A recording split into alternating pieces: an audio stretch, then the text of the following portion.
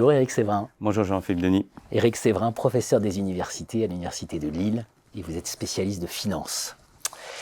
L'évaluation de la recherche, vous nous dites, c'est un sport complet dans l'ouvrage du Conseil national des universités.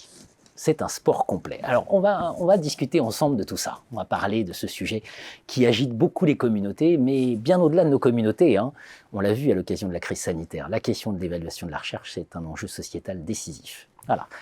Où est-ce qu'on en est peut-être pour commencer en introduction sur cette question de l'évaluation de la recherche? Alors, il faut peut-être distinguer deux choses, l'évaluation individuelle et l'évaluation collective. Alors, effectivement, l'évaluation, elle est fréquente chez nous. On est évalué quand on devient docteur, on est évalué lorsqu'on passe un comité de sélection, on est évalué pour une promotion, ça c'est l'évaluation individuelle. Et puis il y a une évaluation collective. Les formations sont tous les 4 ans évaluées par l'HERS. Donc, c'est déjà double. C'est la première chose. La deuxième chose, c'est pas parce qu'on est le meilleur qu'on est dans l'équipe qui a gagné. Messi est le meilleur buteur de la Liga et Barcelone n'est pas champion. Bon. Et puis enfin, si on considère l'évaluation comme quelque chose d'assez simple, à savoir, classiquement, 2 articles publiés dans des revues académiques sur 4 ans, eh bien, est-ce qu'il ne faut pas, dans ces cas-là, simplement utiliser un algorithme d'intelligence artificielle, d'aucuns juristes diront de bêtises humaines, pour savoir tout simplement qui est bon et qui est mauvais, et on n'a plus besoin d'évaluer, le coût est nul dans ce cas-là. Donc on arrive à la fin de l'histoire. On arrive à la fin de l'histoire. Bon, alors pour comprendre cette fin de l'histoire, il faut peut-être reprendre par le début.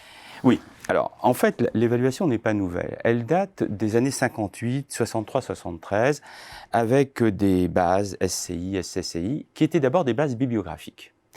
Ensuite est survenu Scopus, Google Scholar. Donc au départ c'était des bases bibliographiques. Ensuite on a développé autre chose, des indices, des listes de revues référencées. Alors, je vais parler de celle de la FNEJ, parce que c'est celle en gestion qu'on connaît le plus.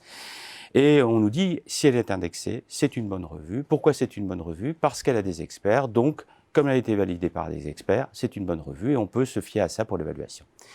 C'est un peu court quand même. C'est un peu court parce que quand on y regarde de près, on s'aperçoit que ces revues sont spécialisées, on tend à l'hyperspécialisation, qu'on va privilégier peut-être la quantité au détriment de la qualité. Il y a certains auteurs qui sont connus parce qu'ils ont fait un article dans leur vie, et d'ailleurs qui a un impact bien souvent, bien après l'apparition d'articles. Par conséquent, c'est imparfait. Alors, on s'est dit comment faire? On va utiliser une autre méthode, l'impact factor. Ah, ça y est, on a trouvé la panacée, l'impact factor. Le Graal. Le Graal. Alors, qu'est-ce que c'est que l'impact factor? C'est en fait la citation d'une revue, d'articles qui sont publiés dans une revue.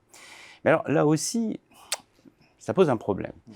Parce que c'est d'abord du court-termisme. C'est un impact qui varie sur 2-5 ans, donc parfois vous pouvez être bon, parfois vous pouvez être moins bon. Et puis, ça a des limites. Ça a des limites parce que si on veut être publié, être cité, il suffirait dans ces cas-là de travailler à 4 ou 5, de s'auto-citer les uns les autres et d'avoir comme ça, pour la revue, un excellent impact factor. Et enfin, je terminerai par le fait que, en gestion en tout cas, nos recherches sont longues et quelquefois les résultats qui paraissent 3 ou 4 ans après l'initiation et que parfois ça manque un peu, la fraîcheur est un peu émoussée par rapport à ça. Et qu'il est difficile à ce moment-là d'évaluer correctement les résultats qui apparaissent aujourd'hui alors qu'ils traitent de problèmes précédents. Alors, quel autre Graal, vous allez me dire, monsieur Jean-Philippe Denis? Ah mais j'en ai un autre, le H-index. Ah, le H-index. Un auteur qui est lu et qui est cité, c'est un bon auteur. Ah oui. Alors le H-index, c'est simple, c'est vous faites un article et cité une fois, vous avez un H-index de 1, 2 articles cités 2 fois, un H-index de 2, etc. Bon.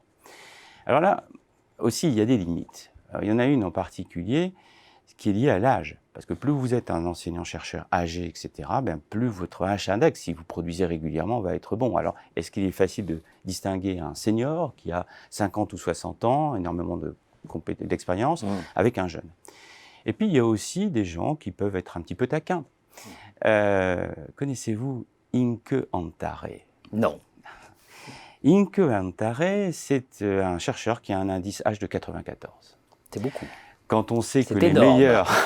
les meilleurs sont à 40, je me suis intéressé à Inke Antare. Alors, en fait, il a été créé de façon complètement fictive par un informaticien qui a créé des articles courts qui se sont auto-cités les uns les autres et qui ont fait ressortir un article exceptionnel, un auteur exceptionnel, Inke Antare.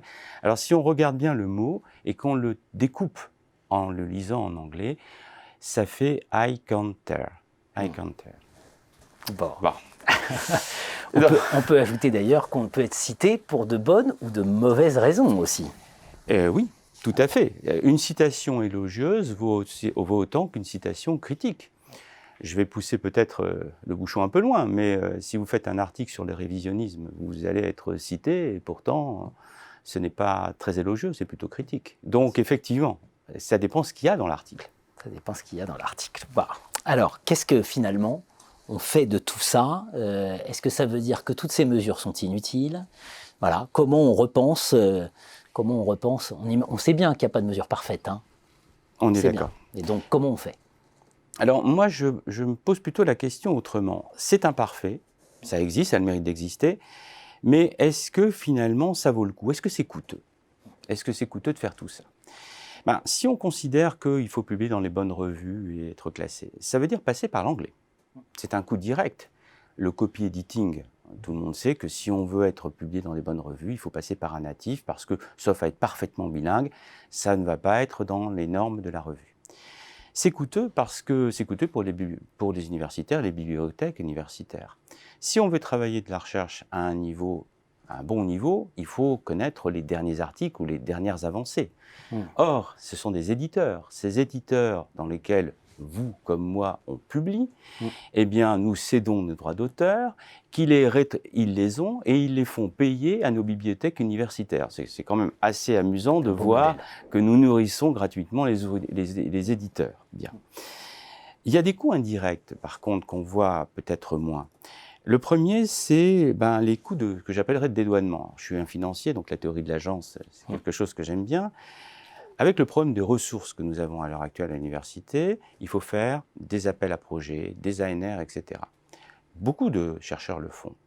Mais ça nécessite un gros travail de préparation, de justification. Pendant qu'on fait ça, eh bien, on ne fait pas autre chose, on ne fait pas son travail. Donc c'est aussi un coût qui est lié à cette évaluation que l'on fait régulièrement des enseignants-chercheurs sur leur production scientifique. Comme on est dans un univers de concurrence de plus en plus fort, eh bien, moi je pense que la recherche est la coopération, mais à partir du moment où vous avez une rareté de ressources, eh bien la concurrence est juste, mais l'hyperconcurrence peut être destructrice. Et puis il y a un coup dont on parle peu, auquel je suis assez sensible, c'est que je pense que seule l'université, encore maintenant, donne le temps long. Lorsque on s'engage à suivre un doctorant, qu'on lui a une allocation de recherche, on passe du temps, etc., on forme ces gens. Et qu'est-ce qu'on observe? C'est que cet investissement qui est fait par l'université, par les gens de l'université, bien souvent, ils le perdent parce que soit ils partent à l'étranger, soit ils font un postdoc, ce qui est tout à fait logique, soit ils partent dans des écoles de commerce, parce qu'elles ont besoin de docteurs pour leur accréditation. Donc, toute cette évaluation, toute cette volonté de mesurer conduit à des coûts qui sont extrêmement lourds à supporter. Et la question qu'on peut se poser, c'est est-ce que nous sommes encore capables de les supporter? Excellente question. Alors, est-ce qu'il y a des raisons d'espérer quand même? Alors là, je vais lire une petite phrase de M. Jean-Marc Montel, qui était le président de l'AERS, donc l'ancêtre de l'HERS, et qui a affirmé la chose suivante. Il conviendrait, c'est bien le moins, que dans l'évaluation par les pairs, on n'oublie pas que l'évaluation la plus scientifique, la plus sérieuse et la plus objective réclame qu'on lise les papiers sur lesquels on porte un jugement. Sans cela, il y a une perte de sens. Alors, il y a un mot très important dans cette phrase, c'est par les pairs. Autrement dit, on ne peut pas se passer des pairs, on ne peut pas passer uniquement par l'intelligence artificielle. Et donc, il faut qu'il y ait des instances évaluatrices, de gens qui connaissent le contexte. Ce n'est pas la même chose de travailler dans un très gros IAE avec des moyens financiers importants qui permettent de faire de la bonne recherche et de travailler dans un UT plus excentré où il est plus difficile, qui permettent de contextualiser le niveau, contextualiser dans le monde dans lequel vous travaillez pour évaluer les gens. Et ces pairs, eh bien, ces gens-là, ils y sont passés. Donc, ils peuvent d'autant mieux évaluer, avec un recul, si effectivement, eh bien, l'enseignant-chercheur ou la personne correspond à ce qu'on lui demande, fait effectivement ce pourquoi il s'est engagé dans sa carrière. Et cette évaluation par les pairs, elle devrait être faite par des gens qui ont fait une forme de compagnonnage. Une forme de compagnonnage. C'est un plaidoyer pour le niveau national, finalement. Voilà. Ça, hein, toute forme de recrutement au niveau national, type agrégation, type... On peut très bien, et je suis d'accord avec ça, penser à une diversité des recrutements. Et c'est nécessaire parce qu'il y a plusieurs types de profils. Mais je pense qu'on ne peut pas enlever le recrutement au niveau national, on ne peut pas le gommer comme ça d'un trait de plume. Merci Eric Séverin. Merci.